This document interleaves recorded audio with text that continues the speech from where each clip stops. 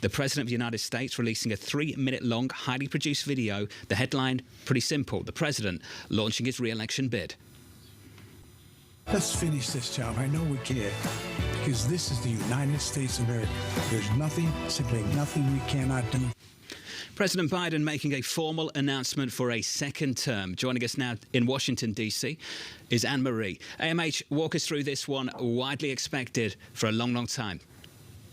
Yeah, widely expected, but here the president is laying down the groundwork, saying officially, I will be running for 2024. It really starts to put a damper on some of the whispers that people were asking within the Democratic Party. Is he too old? Should we look for someone new? The president saying, I want to finish this job. That's how he ends this video that he released today. And also, this gives him now a moment where he's going to be having events. He can meet with donors. He can really start to put his campaign team together, which they also released a statement looking at who is going to be on the national campaign team and who is going to lead him into 2024.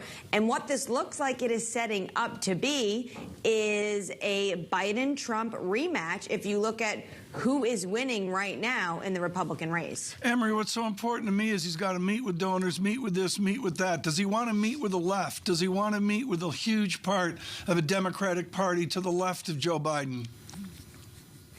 I think this is a president who is going to want to meet with everyone as he goes into 2024. He needs every single Democrat, left or right, to vote for him in the next general election. And what you saw in 2020 is this is a president who had to really lean into some progressive values and items on the left that they really want to see through. Things like climate change. These are things that were able to get youth voters out in large numbers. Student debt relief. These are talking points that the president is going to obviously need to have. He wants to make sure he picks up those votes. Do we have a sense of how important it is for President Biden to get reelected, to see the economy continue at pace, that sort of the economic growth can't necessarily face some of the vast consequences that people have been talking about for him to get reelected?